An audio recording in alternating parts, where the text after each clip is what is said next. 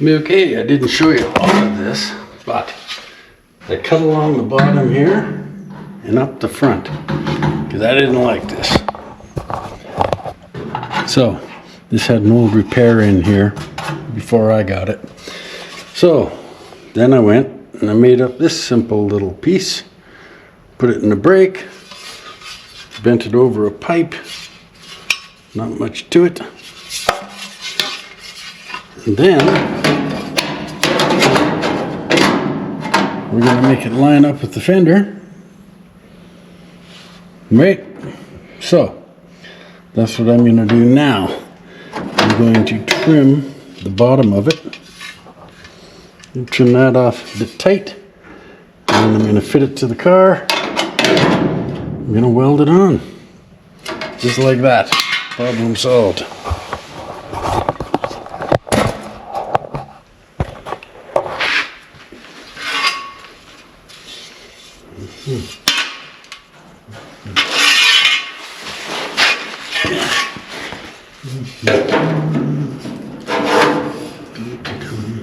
There we go.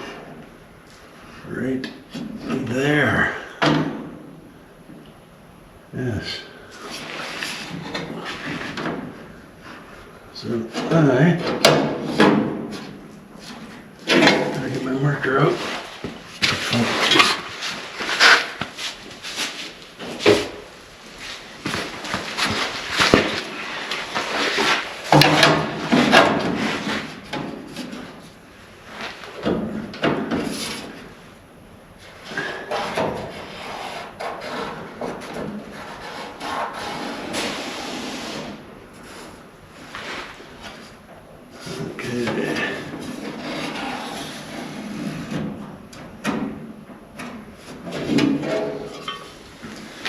Until I'm changing way more than I need to, but that's all right. It's a nice piece. Anyhow, get the zip cut out and trim that off.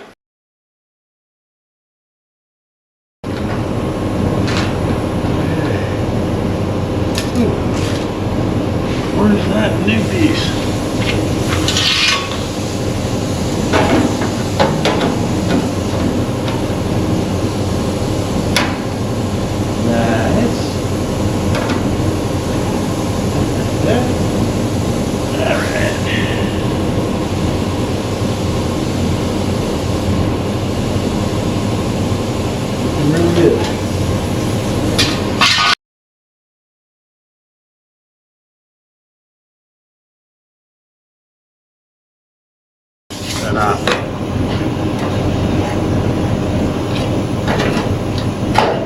There's that other piece of the phone, the GoPro. Okay. So I mean, it was in really good shape. Just they put in a piece here, you can see, and it was in too far. So, no problem. Now we clean up inside, weld this on. This is a thing of beauty, and look at that breaking out, right? Awesome. And the GoPro part.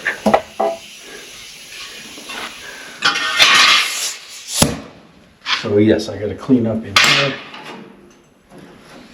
Yeah, that is good. And then I've got a prime in here. I'm gonna trim the front. It's got to match this. Trim the back a little. I'm gonna tack it in place, and I'm gonna grind it as I go to make that a perfect fit on the top. So I'll come back when I get it all ready to weld.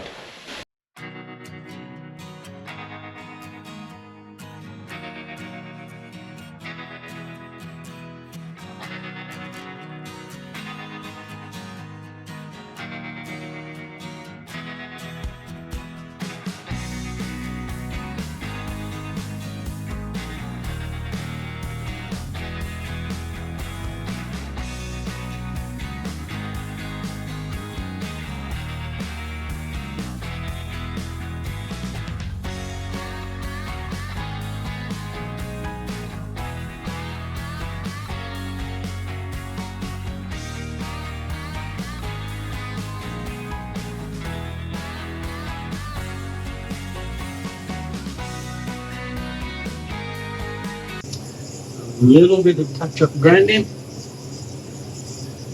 We call that good. Came out pretty good, actually. Should have just rebuilt the whole quarter to start with, because they're a pretty simple quarter to make and break. I'm sure we'll be doing another one, and I can show you. All right. We'll see if I'm going to show you this little trick. So what's happening? I'm sort of happy. When the bottom of the door is flush, it's sticking out here, 1/8 of an inch. Now, I'll show you. So you see that? The bottom looks good, and the top sticking out 1/8 of an inch. But I can't tilt the top of the door in, because this gap is already too tight. So, you would have to move the bottom of the door out, but it wouldn't line up with it anyhow. What I got to do is I'm going to weld the chunk of steel from here and here, a piece of steel that might look like that. See that?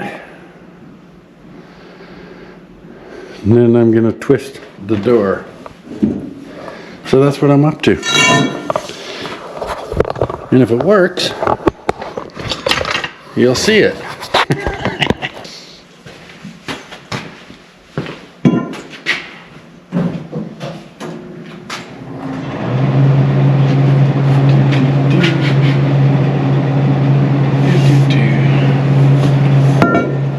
Okay. Pretty sure this is Chip Foose does it. Sorry, Chip.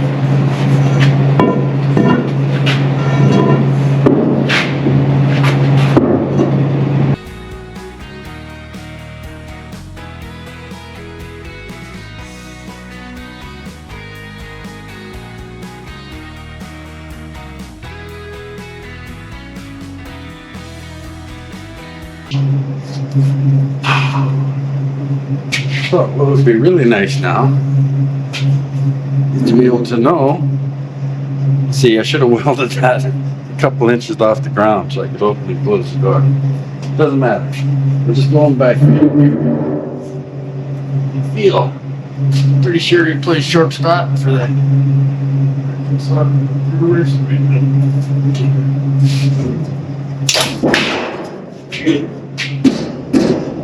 That's the kind of thing to worry about when you do this. And sometimes, part of the break apart, the brace together, so you end up having to fix. You know, you get it straightened out where it fits, and then you go looking for where it was cracked, and you weld them up again. So, see how it goes. I'm going to put a zip cut blade on here, cut this off, shut the door, and see how we did. It's just that easy. There we go. Now let's see if the door shuts a little different. Okay, it's in way too far at the top, but that's easier to fix. So, not a problem. We'll get this done in a hurry.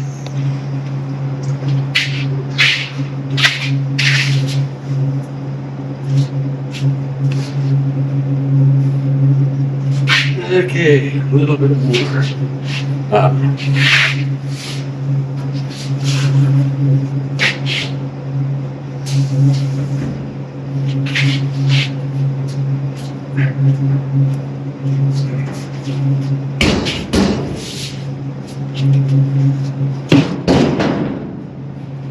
Okay, where are we?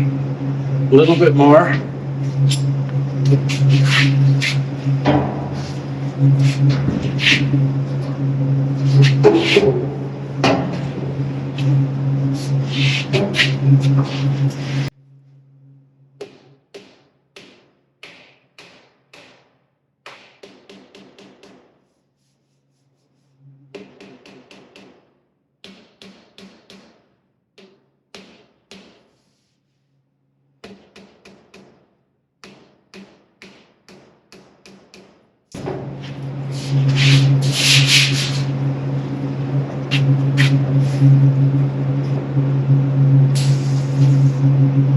We are really freaking close here.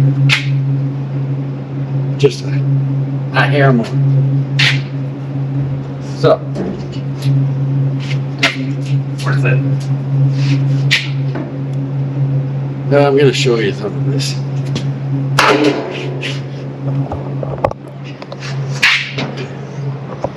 You can see the inner door. You can see where it moves. You see that movement? And any door does that. Now they get cracks over the years that needs to be welded. They're brazed together in different spots. And things tend to move. Things tend to move. So what I'm going to do is get this twisted where I'm happy. Then I go over and weld up any cracks.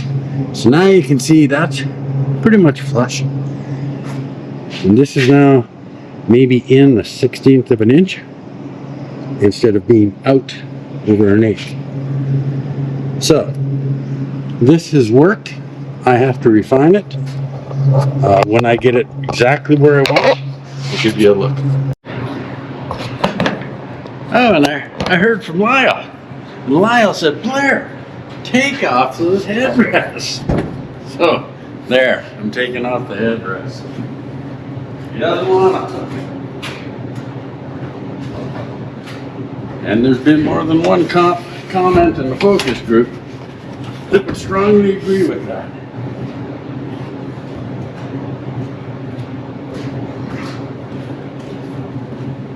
So, that does totally change them, doesn't it? That's pretty good looking seats. I like it. Good call, Lyle. Okay, that was a bit sketchy to do. Let me shut off this welder. That was a bit sketchy. I knew it would work. So now, you look at this back door gap. It's pretty freaking cool. Also, now that we got the twist out, you can see that there's more of a gap between the door and the cowl. I still have to cut it, but you can see it's opened up because this door had it twisted. So that twist solved a lot of issues. Now I'm going to go in and I'm going to weld areas here, here, in here, areas where they put these together, like this one. And I'm going to pull them back tight where they should be, and I'm going to weld them up so it stays in this position. Because they do move over the years, or maybe they're in the wrong place when it was assembled, who knows. But we're happy where it's at now, and that's where it's going to stay. And also, Miss Cassidy is going to be here next week. Just talked to her. She's going to fly in, and she's going to help do the body work on this, which is just freaking awesome. So that's in about 5 or 6 days. So my job is to make sure everything is hunky-dory by the time she gets here. And it'd be kind of a riot to work with her again. And she can help me bring this to perfectly straight. So we're really looking forward to that. Right on. Got some cool stuff in today. And one of the important things for me is latches. The original latches they had on these cars were not my favorite. They worked, but we have new technology, and generally when I'm working on these old cars, I get bare claws. There's different names for them, but this is a very excellent latch. I keep forgetting. Anyhow, these, there's no air. There's no slop in them. If you look, this is the pin that we put on the pillar of the car in the jamb. And they latch. And they have two positions. Okay. So there's no way this is coming apart. These are great latches. Now, they can be pull or push. You can hook up different linkages on these, flat bar, cables, whatever you like. I really like these latches. The one thing I normally do is I buy a trim panel, because you don't have to have it, but it saves you a bunch of time. And at the rate we charge, we try to give a deal. So I buy this panel, then this latch fits into it. Wrong door. I've done lots of them, trust me. Okay, so we weld this into the car, and this, I'll open it. There, okay. So you have the recessed areas. Now, you can make these. It takes a bit of time. You pay a few bucks, you get this one. We would weld it in wherever this is going to be. Can you see that? The latch will be inside. Here's where the factory latch went. I'm going to stick close to that same height, just because I know there's room in here and it's not interfering with the track. Because when you put something like this in, especially in the 30s, 20s, whatever you're putting it in, you have to make sure it doesn't interfere with your window going up and down. And that can be a real pain, especially in the older cars that had narrow doors, right? So we have this trim panel. We've got to make sure we've got room for the latch inside the door, and plus a relay that runs to the factory latch. It can be a solenoid where you get rid of your door handles. I mean, these work great for anything. Then in the door jamb, we're going to install this by perhaps, okay. Now this, there's a nut on the back side of it that moves around, just like factory. So you put this into the door jamb, and it's going to be about there. Again, it's all pre-made, save a lot of time. Boom, put it in so it lines up with this. Me, I want to put the one in the door first. Then it's very easy, because this is totally adjustable, to mount this over here. There's a lot of things you're dealing with this end. Pardon me. There's a lot of things you're dealing with these plates going in and window tracks and everything else. So I'm aware of how much room I have to get away with not hitting something else. So I'm going to go ahead and start on the door. You can buy these made specifically for particular models. I tried to get that for this car. The only one I could get for this particular model in a timely fashion is from a brand that I don't have a lot of confidence in. Doors have to open 10,000 times. You don't make it work and go, okay, I think it's all right. It's got to open and close forever. It's a weak point. Windows going up and down. You go to a car show, what's a hot rod? It's a car with windows that don't go up and down, and it overheats, and the gaps are kind of weird. So those are three things that are really important to me when I'm building a car. I want that door to shut on its own with a latch, time after time after time. It's got to go for years. I don't want issues, because so many of them have that. If you're doing reverse opening doors, there's all kinds of things. You have to be braced well enough that they're not going to sag over time. I mean, anything can wear out over time. But we take a lot of time to make sure everything is braced, reinforced, and lined up on doors and windows and gaps. Critically important to a very nice car. Doesn't matter for a rat rod, though it's nice, but these are the things that I think are important for me. So now I'm going to do a little bit of figuring, and we'll come back and show you how simple these are to put in. So, I've got the side I'm going to use on my driver's door. So here's where the original latch was, for the sake of why not. I'm going to put this one centered on the same spot. I'm going to mark where this one is. I've got to fill in this area here, not a big deal. I was quite surprised.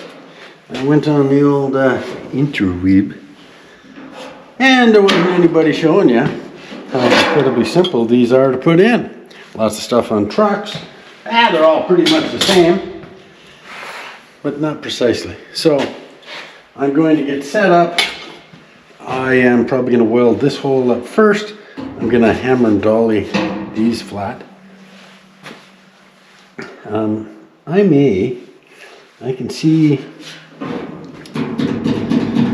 well, I think I'm just going to cut this area out before I put the new piece in. I'm going to fill up that, so I'll just cut that right out.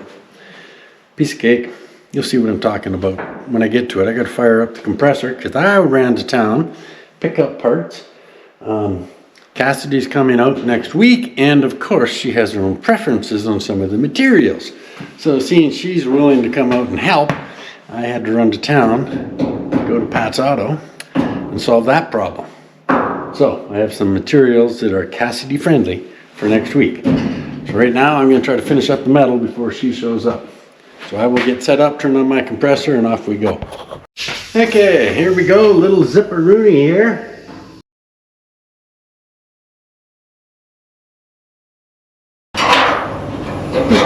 Okay, so what I've done is cut way too small. Oh wait, just going to cut this corner off. Show you what I'm up to. Now, there's no reason you need to buy this fancy trim plate. You could make your own. You could go into a solid door frame and just cut this out. You don't need this, but it's quick. It's kind of cool. So I'm way undersized here, so now I can see, just for the heck of it, I'm going to get rid of all this, and I'm going to weld in a piece of flat steel in there. Just got to mark it. And I can take that out some more too. So right out to here. Actually, okay, that's because it's easier to grind. I don't want to go right into the bottom of the groove unless I have to.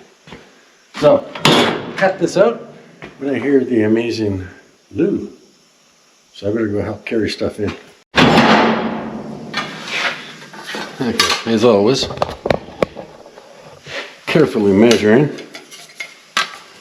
everything. Yeah.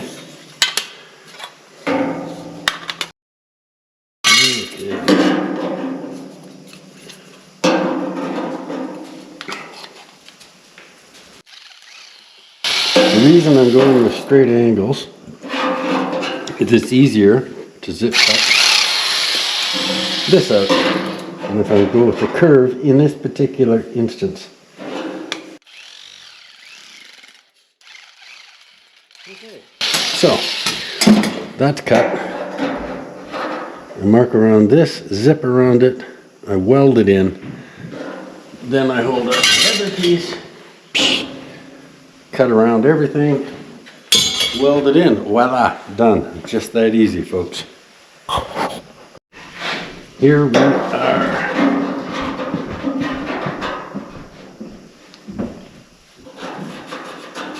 Well, that's junk because it's not fine enough.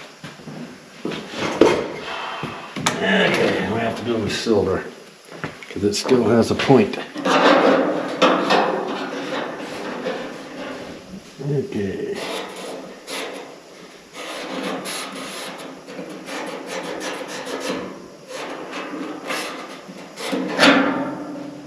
Yeah, I can see that.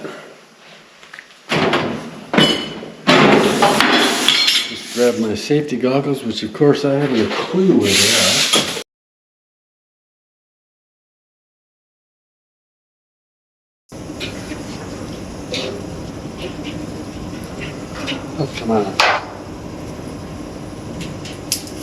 A little bit of tar paper on the inside of the door there. See how it fits. Well, it fits excellent. Okay. Fire up the welder, weld it in, and on to our next trick.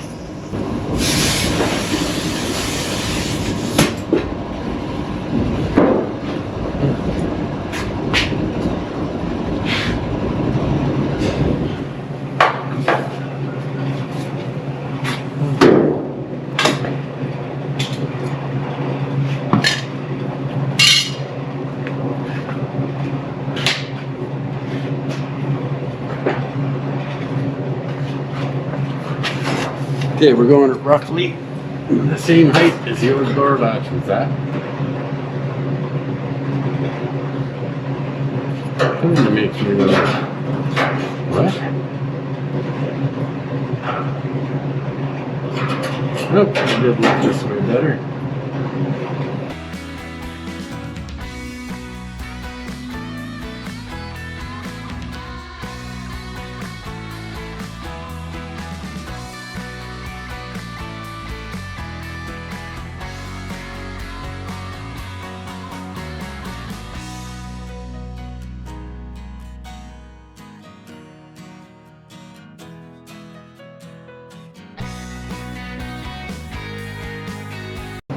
Okay, that went just lovely, screamingly well. So now I'll put my piece back up, properly mark where it's going, cut it all out, and we'll grind that down.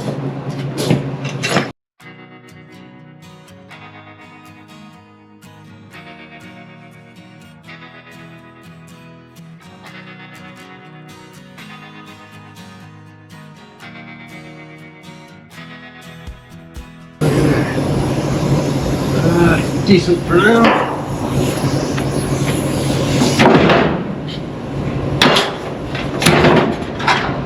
Okay, let's get serious with fine tuning.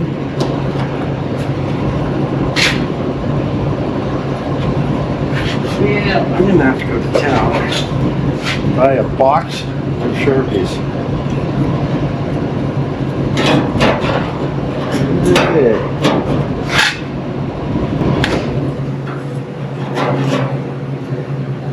I'm actually going to cut this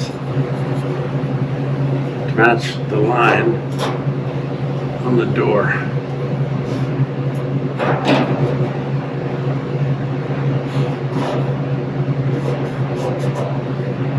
And I'll be doing a little bit of fancy cutting up here too.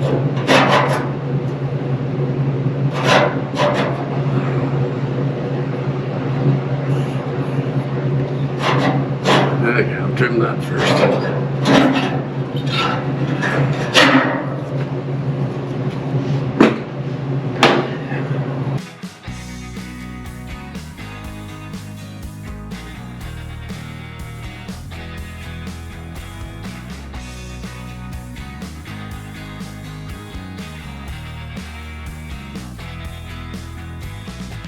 All right, this time we really mean it.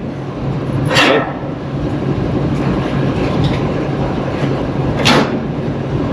Ooh, yes, Sharpies. And a dummy rope to hold it around my neck so I don't have to keep looking for it all the time.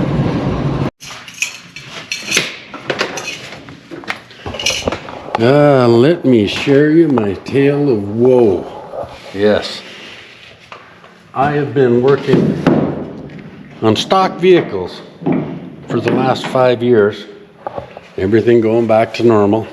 Nothing trick or custom, except for a set of reverse opening doors on a moonshiner's truck. Anyhow, that's all grand.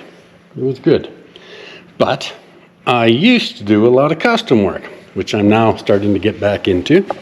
One of the things you learn, I was talking about these latches. I don't like the factory latches. They have too much play in them. Under extreme cornering, I've seen them open. But probably only because they were worn out and they're 70 years old. But anyhow, so I like to put in what we call bear jaws. So let me find one here. I've got a pin here that comes with it. This one's already installed. Now, I've done a bunch of welding and fabbing. I haven't finished playing with this yet. But look at this. Oh, look at that. Works perfectly. Okay, we're back. Here's the bear claw latch. You can have them push open. It's very versatile, right? They're great. But what I forgot was some of them you can lock. And they have a second lever underneath here to lock the latch. This one you can't lock. This is kind of a nice car. Wouldn't be a bad idea if you could lock it. I didn't think of it, so now I've welded that door up. I believe that the other latch has a slightly different pattern. So I've got to wait. I'm going to try to get them air freighted in. I mean, this is a nice setup. Look at that, eh? Now, something to bear in mind.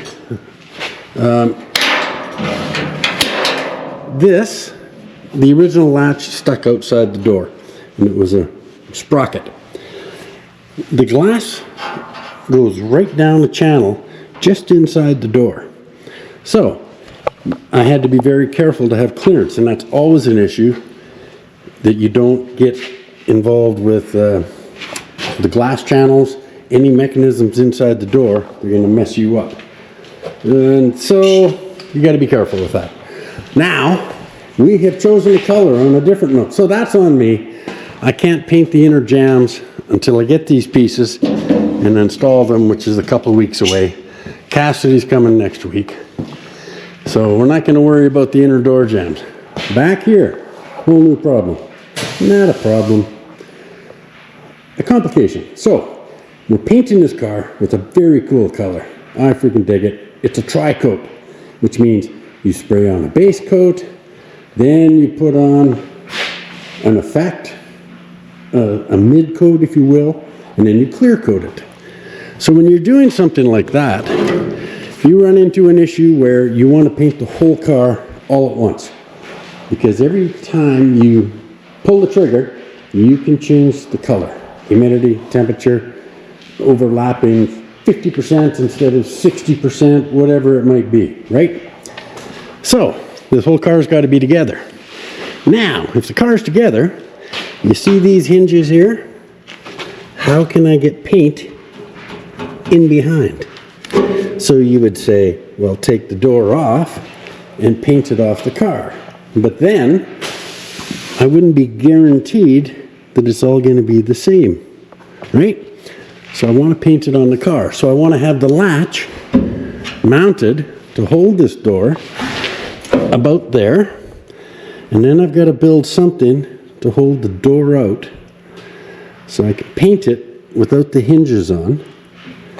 And then I got to be able to put the hinges in without so much as a freaking scratch, which isn't that big a deal. But it's just something that has to be dealt with. You have to think about these things when you're getting prepped. So we are leaving the hole for the aerial. I'm pretty happy with the latch. So I might go pick up some more parts. I redid the top of his fender where they had overlapped and made quite a mess. So I wheeled out a piece and put it in over here. I'm actually quite pleased with that. We already replaced the underside of it, so it's actually a pretty good looking fender cap now. Now something I did here, built up the edge of the door, needs some subtle grinding. We had to do this edge, we had to do this edge. I'm not done grinding. The other thing is this little bit of an area here, I heated up and I just pushed it down a hair. Just a hair, because when the hood's latched, I want that to be pretty close to flush. We're almost there, but I need the grill so I can put the latch in, and it's going to sit the way it would when it's painted. Now here, you can see this, if you look down, I'm going to hammer this in here. We want this to be a nice smooth transition. So we're going to do that.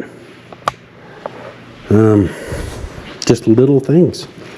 This edge here, when I put the grill in, I've still got to hammer some of this flush, but it's basically really nice. This side goes really nice, but this side sticks out a bit, so we got to hammer that in, right? So we're down to the nitty-gritty, and I really wish I had the right door latches. So what I'm going to do right now is I'm going to take off the trunk latch, trunk hinges, sorry, tailgate. And it's time to get this done. I want to get that done before Cassidy gets here. So that's my next move, is trying to take this stuff off without